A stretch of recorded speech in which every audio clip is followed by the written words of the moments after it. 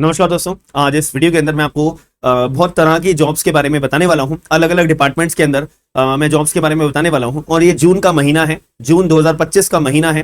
तो इस जून के महीने के खत्म होने से पहले पहले आप कौन कौन सी जॉब्स के लिए अप्लाई कर सकते हो ताकि आपको आगे चल के फ्यूचर में बेनिफिट हो पाए।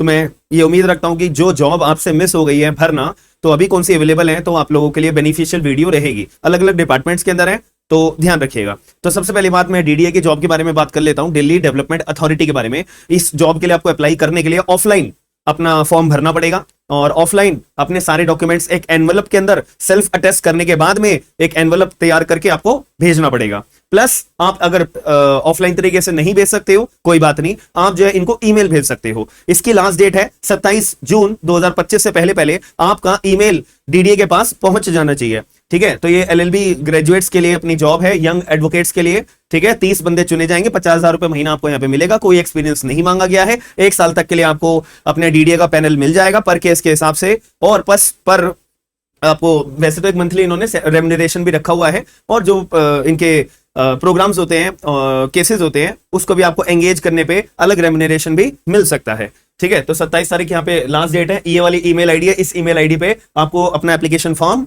10th class, 12th class, LLB की मार्कशीट, डिग्री, ये सारे डॉक्यूमेंट्स आपको अपने एक पीडीएफ बनाने के बाद में ईमेल आईडी पे भेजने पड़ेंगे। ठीक है जी, तो ये अपना एप्लीकेशन फॉर्म है। मैंने इसके रिगार्डिंग पहले भी वीडियो बनाई थी। ठीक है, आई होप आप लोगों ने अगर नहीं देखी है तो ये वीडियो के माध्यम से आपको पता लग जाएगा।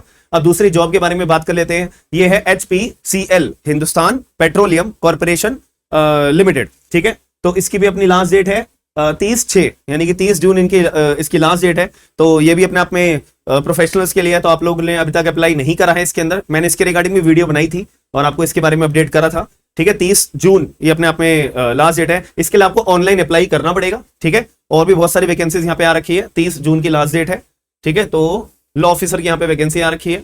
ठीक है, अगर आपके पास 3 साल की एलएलबी है या 5 साल वाली एलएलबी है, फॉर्म भर सकते हो। अब नेक्स्ट जॉब की अगर मैं बात करूं तो ये आपको पता होना चाहिए, आप लोगों ने अगर मेरा टेलीग्राम ग्रुप ज्वाइन करा हुआ है तो मैंने इस जॉब के बारे में भी बताया था, मतलब टेलीग्राम पे अपडेट करा था कि अगर आप लोग झारखंड एपीओ देना चाहते हो, झारखंड के अंदर असिस्टेंट प्रोसिक्यूशन ऑफिसर अगर बनना चाहते हो, तो इसके जो फॉर्म्स है वो 29 जून से अपने चालू हो जाएंगे, जो जुलाई तक आपके पास टाइम पीरियड रहेगा। ठीक है, तो यहाँ पे भी कोई एक्सपीरियंस नहीं मांगा गया है। आप अगर लॉ की डिग्री है तो आप अप्लाई कर सकोगे और अच्छी जॉब है यहाँ पे। बट इसका थोड़ा सा सिलेबस जो है ना, वो थोड़ा सा अलग आता है। तो जो लोग झारखंड के रहने वाले हैं या जो लोग केवल एपीओस के एग्जाम्स की तैयारी कर रहे हैं, तो उनको इस चीज के लिए बहुत अच्छे से पता होगा। बट मुद्दे की बात यह है कि जॉब की अपडेट है, तो अगर आप लोग एलिजिबल हो तो भर सकते हो। 29 जून से इसके फॉर्म भरना शुरू होंगे, याद रखिएगा। तो ये मैंने टेलीग्राम पे भी बता दिया था। ठीक है, टोटल 52 पोस्ट थी। ठीक है, टोटल 52 पोस्ट है और 21 वर्ष की मिनिमम एज लिमिट यहाँ पे बताई हुई है, तो बढ़िया बात है।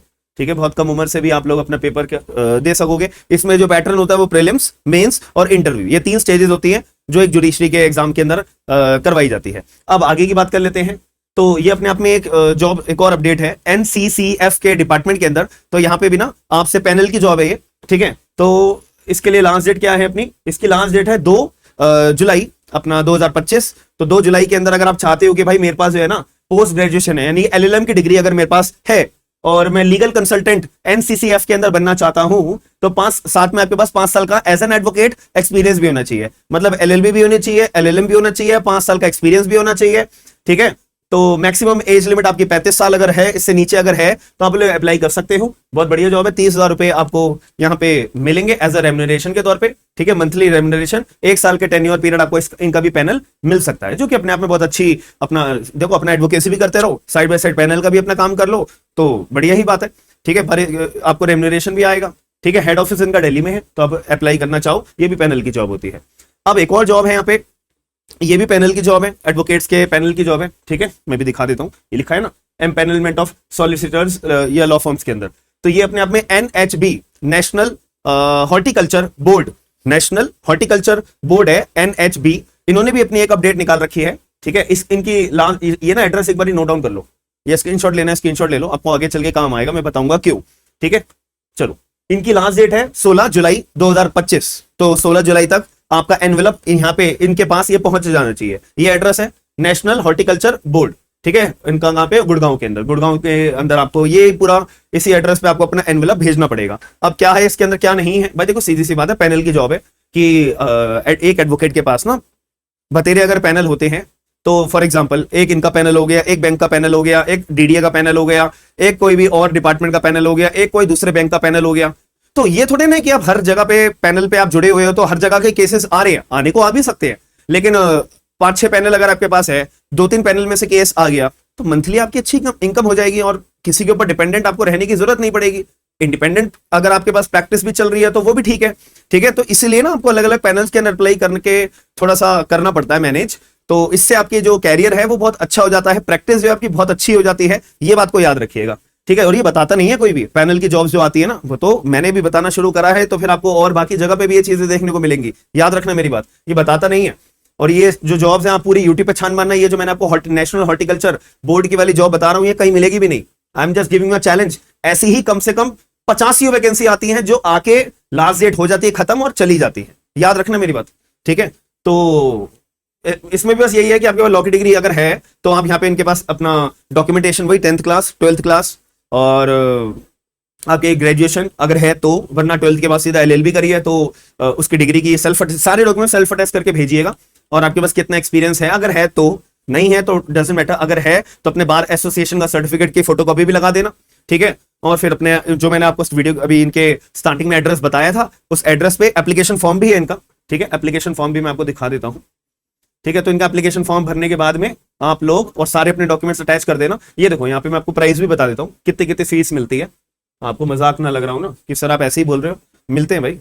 तो अगर आप जो है कोई भी अपने लीगल केस के अंदर ओपिनियन देते हो, NHB को अगर केवल ओपिनियन देने जा रहे हो 7,000 रुपए पर केस। ठीक है, ड्राफ्ट करते हो कोई भी, अगर एक नोटिस का रिप्लाई भी का भी अगर कोई ड्राफ्ट करना है, और आप लोग जानते हो अगर एक अच्छा काम जानते हो तो कितने टाइम लगता है एक ड्राफ्ट को तैयार करने में, रिप्लाई, मैं लीगल नोटिस के रिप्लाई की बात कर रहा हूँ, 7,000 रुपए पर केस। ठीक है, अगर ड्राफ्ट करना है कोई भी NHB का कोई भी कोर्ट के अंदर तो ये शेड्यूल दिया जाएगा और आप भी अपना एक कोटेशन कोट करोगे, वो अप्रूव होता है। जैसे 7,000 रुपये लग रहा है कम है भाई, मैं तो 12,000 रुपये लेऊंगा, तो वो कोट करोगे तो अप्रूव भी हो जाता है। ठीक है, अब अगर मान लेते हैं कि आप अगर कोई सिविल सूट या पिटीशन फाइल कर रहे हो तो 7,500 रुपए केवल फाइलिंग के पैसे हैं ये। ठीक है, ये कैविएट फाइल कर रहे हो, क्रिमिनल कंप्लेंट कोई फाइल कर रहे हो, तो ये डिपेंड करता है क्या चीज फाइल कर रहे हो। ठीक है, अगर पूरा कंप्लीट केस आपको फाइल करना है तो 75,000 रुपए, जिसमें सारी चीजें इन्वॉल्व है, 75,000 रुपए मिलेंगे। ठीक है, और ये भी अपना अलग प्राइस है, बड़ी हाई कोर्ट का होना चाहिए 11,000 रुपए। हाँ, ये हाई कोर्ट का है। ठीक है, हाई कोर्ट के अंदर केस फाइल कर रहे हो तो 11,000 रुपए, अगर पूरा कंप्लीट आपके हाथों में पूरा केस आ जाए 1.5 लाख रुपए मिलेंगे। ठीक है, ये आपका चले जाता है सुप्रीम कोर्ट में, सुप्रीम कोर्ट में 2.5 लाख रुपए तक आप चार्ज कर, मतलब टोटल चार्ज करोगे। केवल एक सेपरेट काम कर रहे हो तो उसकी अलग फीस लिखी हुई है। ठीक है, ये आपको बोर्ड पे करेगा। समझ मारी मेरी बात।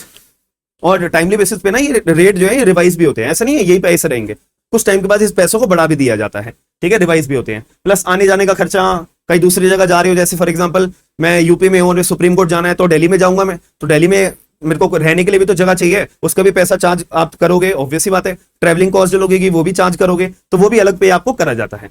ठीक है, तो ये इनका एड्रेस है, इस एड्रेस पे आपको अपना लिखना है। कब 16/7, ये देखो यहाँ पे लिखा हुआ भी है 16/7/2025 तक लास्ट डेट है, और 4 बजे से पहले पहले इनका मतलब एनवेलप पहुंच जाना चाहिए। एप्लीकेशन फॉर्म ये रहा। ठीक है, ये एप्लीकेशन फॉर्म आपको ध्यान रखना है, ये फिल आउट कर देना बस, इसके साथ अपने सपोर्टिव डॉक्यूमेंट्स अटैच कर देना, काम खत्म। अपनी साइड से अप्लाई तो करें हम। ठीक है, अब नाम हमारा सिलेक्ट होता है या नहीं होता है वो तो एक बाद की बात है। अब यही सोच के बैठ जाओ कि एक पोस्ट है यार, 2 पोस्ट है, 10 पोस्ट है, 20 पोस्ट है, अब अप्लाई ना करो तो फिर देखो मैंने इतने सारे डिपार्टमेंट में जॉब बता रहा हूं, तो सब जॉब्स के लिए आप ऐसे हाथ में हाथ रख के बैठ जाओ, फिर लाइफ में कुछ मिलेगा थोड़ी ना, जब तक आप अपना नाम जारी नहीं करोगे। एक बात को और याद रखना कि मैं जैसे आपके सामने ये वीडियो के माध्यम से आपको ये डिटेल्स प्रोवाइड करा रहा हूं, आप मेरी वीडियो क्यों देख रहे हो, आपके मन में भरोसा होगा कि ये बंदा जो है हमारे को जो डिटेल्स दे रहा है ये पहले खुद प्रिपेयर करके आएगा, सारी चीजें रीड करके आएगा, सारी जानकारियां लेकर आएगा, तभी हमारे को अपडेट देगा। यानी कि पहले मैंने खुद ने पढ़ाई लिखाई करी होनी चाहिए, रिसर्च करी होनी चाहिए, तभी मैं आपके सामने ये वीडियो बना के, और आप मुझे कंपिटेंट बंदा जब तो समझोगे। अब यही बात हम एग्जामिनेशन को ले लेते हैं। अब जब आप एग्जाम के लिए कोई फॉर्म भर रहे हो तो सामने वाला जो आपको हायर करेगा या सरकार आपको हायर करेगी, वो इसलिए तो करेगी ना, हम ऐसे व्यक्ति को हायर करें जो पढ़ा लिखा हो, जिसने मेहनत करी हो, जो पहले से पढ़ाई की तैयारी करके आया हो, सिलेबस प्रिपेयर करके आया हो। हाँ है ना, सेम केस मेरे वाला भी है। अब अगर मैं कुछ पढ़ाई लिखाई ना करके आऊं, बस उल्टी सीधी बातें करूं या फिर इररेलेवेंट बातें करूं, तो कल को आप मेरी बात पे भरोसा करोगे ही नहीं, मेरी वीडियो देखोगे ही नहीं। समझ में आ रही है मेरी बात? आपके माइंडसेट वैसे ही प्रिपेयर हो जाएगा। सेम एग्जाम के केस में अगर आप फॉर्म भर देते हो और पढ़ाई लिखाई ना करोगे, नहीं करोगे, तो ऑब्वियस सी बात है हमारा जो रिजल्ट है वो बेकार जाएगा, हम फेल होंगे। तो यही एक बात क्या आती है, सारी चीजें घूम फिर के कहां पे आ रही है कि अपने ऊपर मेहनत करना जरूरी है, अपने ऊपर कमियों को पहचान के उसको इंप्रूव करना जरूरी है, अपनी पढ़ाई लिखाई करना जरूरी है, जो नए नए अमेंडमेंट्स आ रहे हैं वो पढ़ना जरूरी है, कानून के अंदर जो हमारा डिजायर्ड सिलेबस है उसको एप्रोप्रिएट तरीके से कंप्लीट करना होना जरूरी है। अगर ये चीजों पे ध्यान देंगे ही नहीं तो कोई हमारे को हायर करेगा क्यों? अब भले वो एक पोस्ट भी अगर होगी या 100 की 100 पोस्ट भी होंगी ना, I am just giving a challenge कि बिना पढ़े के आप उनमें से 100 में से एक सीट भी आप ले सकते हो? नहीं ले सकते भाई। बट देख लें, लोग कमेंट करते हैं, अपना माइंड में एक इल्यूजन क्रिएट करके रखते हैं किस चीज का, अरे 2 पोस्ट है यार, इसमें क्या अप्लाई करेंगे, छोड़ो। तो छोड़ दो, 7-7 डिपार्टमेंट में आपको बता रहा हूं, इसमें भी 1-1 2-2 अगर पोस्ट आपको नजर आएंगे तो छोड़ देना। बट ये ध्यान नहीं देना कि आपको एटलीस्ट ट्राई बहुत जरूरी है करना लाइफ में, वरना उम्र निकलती जाएगी, पेपर आते रहेंगे जाते रहेंगे। अभी बताता हूं कि कौन कौन से एग्जाम है। राजस्थान जुडिशरी का एग्जाम है 27 जुलाई को, उसके बाद उत्तराखंड जुडिशरी का एग्जाम है 21 अगस्त को, उससे पहले 20 जुलाई को नेशनल इंश्योरेंस कॉर्पोरेशन का भी एग्जाम है 20 जुलाई को। ठीक है, बहुत गोल्डन जॉब है ये, 1 लाख से ऊपर की सैलरी होती है। और राजस्थान के अंदर अगर आप जज लग जाते हो 1 लाख प्लस सैलरी है, अलाउंसेस अलग। उत्तराखंड में जज लग जाते हो 1 लाख प्लस सैलरी है, अलाउंसेस अलग। और इनमें पैनल मिल जाता है, फीस मैंने आपको बताई है अभी, फीस कितनी अच्छी खासी मिल रही है, ऊपर से अपने इंडिपेंडेंट काम कर सकते हो वो अलग। ठीक है, अब एट द एंड आपने अपने आप को तैयार करा ही नहीं है, या आप अपने आप को तैयार कर ही नहीं रहे हो, पूरे दिन बस सोशल मीडिया अपना चला रहे हो, ठीक है, या अपने दोस्त से या कोर्ट भी जा रहे हो, वहां पे कुछ सीख नहीं रहे हो, कभी किधर फोटो वोटो खींच के अपने घर चले गए, ठीक है, या इधर उधर बातें करके कैंटीनों में अपना घूम के बैठ के लोगों से बातचीत करके अगर घर चले गए, तो आप अपने आप से एक बार क्वेश्चन करिएगा कि अगर मेरे को अच्छा उड़ना है, अच्छा लाइफ में करना है, तो मैं कितने ऊपर अपना काम कर रहा हूं, कुछ कर रहा हूं मैं लाइफ में, कर रहा हूं तो बहुत बढ़िया, नहीं कर रहा हूं तो अपने आप को इंप्रूव करो, तभी आपकी पहचान बनेगी, तभी आप लाइफ में अपना कुछ अच्छा कर पाओगे as a career, as a profession wise. वरना तो लोग आते जाते रहते हैं भाई, भीड़ आपको भी पता है वकालत में कितनी भीड़ है, कितने सारे वकील हैं, बट क्या हर एक वकील अपना अच्छा कर पा रहा है लाइफ में? अब करने को भाई क्यों नहीं कर पाएंगे, बट वही है ना कि हर कोई जज क्यों नहीं बनता, क्योंकि हर कोई उस लेवल की मेहनत नहीं करता है। समझ मेरी बात, इस बात पे गौर करिएगा। और मैं ये किसी को डीमोटिवेट करने के लिए नहीं बोल रहा, आप सभी लोगों को मोटिवेट करने के लिए बोल रहा हूं कि एटलीस्ट अपने आप को तैयार करिए, पढ़ाई करिए, मेहनत करिए। जो भी एज लिमिट, जो भी मैं आपको जॉब्स बता रहा हूं, सबके अंदर अलग अलग एज लिमिट है, अलग अलग एलिजिबिलिटी है, अलग अलग एक्सपीरियंस है, कई फ्रेशर है, कई 1 साल है, कई 5 साल है, कई 2 साल है, ठीक है, तो ये डिपेंड करता है ना। बट मुद्दे की बात क्या है, नॉलेज तो पता होनी चाहिए ना। अच्छा मेरे पे 1 साल का एक्सपीरियंस आ जाएगा तो चलो मैं यहां पे भी अप्लाई कर सकता हूं, अच्छा मेरे पे 5 साल का एक्सपीरियंस आ जाएगा तो मैं यहां पे भी अप्लाई कर सकता हूं। तो अपना एक मेंटेन तो करके रखो यार रिकॉर्ड, कि आने वाले टाइम में मैं कहां और अप्लाई कर सकता हूं, कहां से मैं पैनल ले सकता हूं, ठीक है। तो जब तक जानकारी नहीं रखोगे तो फिर वही बात है ना। और कुछ लोगों के कमेंट आते हैं, सर मुझसे ना फॉर्म नहीं भरा जा रहा है, सर मेरे से लिंक ओपन नहीं हो रहा है, सर गूगल पे वैकेंसी नहीं मिल रही है। ये यार ये क्या बात हुई, आपसे फॉर्म नहीं भरा जा रहा है, now you are just incompetent to just filling the form. तो अब आप खुद सोचिए कि ऐसे केस में मैं आपके घर पे आके आपके कंप्यूटर पे बैठ के तो फॉर्म नहीं भरूंगा ना। इसके लिए तो आपको खुद को अपने आप को कॉम्पिटेंट बनना पड़ेगा, थोड़ा प्रेशर अपने दिमाग में लेना पड़ेगा, अपने आप को कॉम्पिटेंट बनाना पड़ेगा।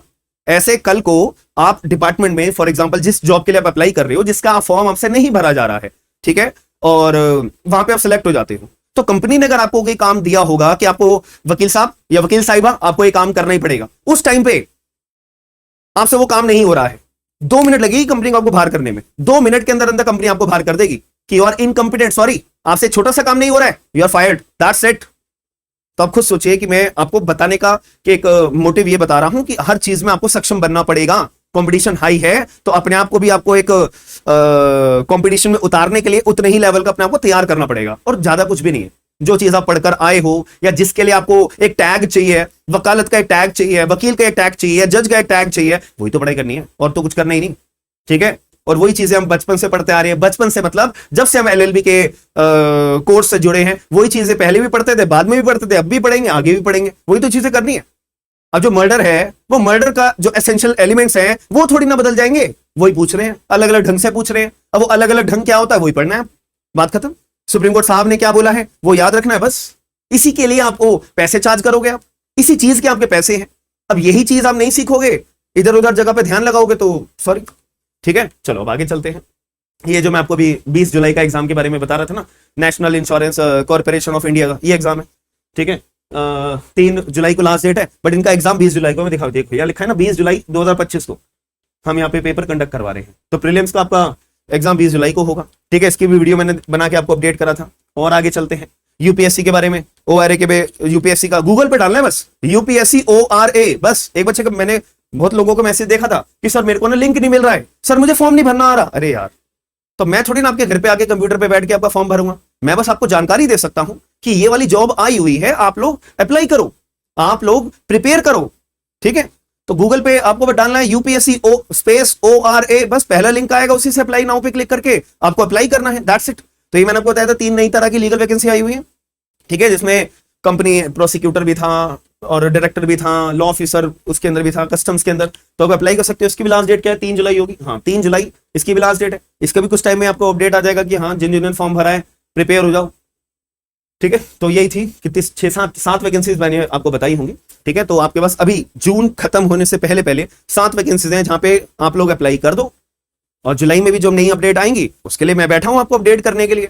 मतलब ये क्रीम एरियाज वाली जॉब बता रहा हूं। प्राइवेट के अंदर अलग जॉब्स अभी 100 तरह की प्राइवेट की अलग जॉब्स होती हैं, और डिपार्टमेंट्स की पैनल की अलग जॉब्स अभी अवेलेबल होती हैं। डिस्ट्रिक्ट कोर्ट की, अपने डिस्ट्रिक्ट कोर्ट के अंदर लोकल कमिश्नर के लिए अलग जॉब्स होती हैं, ओथ कमिश्नर की अलग नोटिफिकेशंस निकलती हैं। आप लोगों ने जानकारी लेना अपने आप को सक्षम बनाया, तो ये चीज के लिए मैं आपको इंसिस्ट कर रहा हूं कि आपको अच्छी जगह पे अपना टाइम इन्वेस्ट करना चाहिए।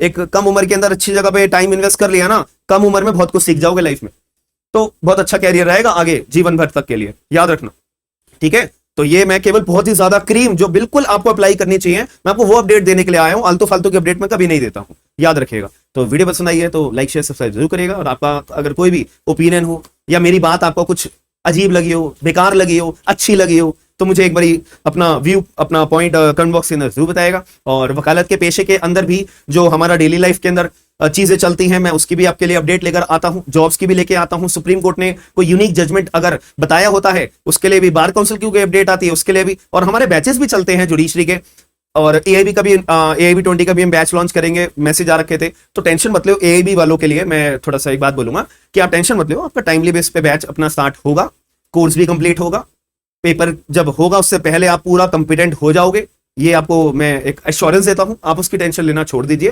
ठीक है। टाइमली बेस पे हम अपना बैच भी लेके आएंगे, ठीक है। तो उसके लिए इन द मीन टाइम जो लोग जुडिशरी की तैयारी कर रहे हैं, तो हमारे करंटली कॉन्ट्रैक्ट एक्ट का बैच चलता है 6 से 7 डेली, जिसमें लाइव क्लास, रिकॉर्डेड क्लास सब कुछ होता है।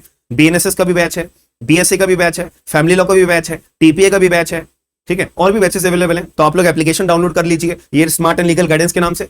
तो हमारा आईफोन के यूजर्स के लिए भी है, एंड्रॉइड यूजर्स के लिए भी है, लैपटॉप यूजर्स के लिए भी है। तो आपको जो भी फैसिलिटी चाहिए तो आपको डिस्क्रिप्शन बॉक्स एक बार चेक कर लीजिए, सारी डिटेल्स वहां पे अवेलेबल हो जाएंगी। तो अगर वीडियो पसंद आई है तो लाइक शेयर सब्सक्राइब जरूर करेगा, और लोगों को शेयर जरूर करना। हम मिलते हैं नेक्स्ट वीडियो में। थैंक यू, धन्यवाद।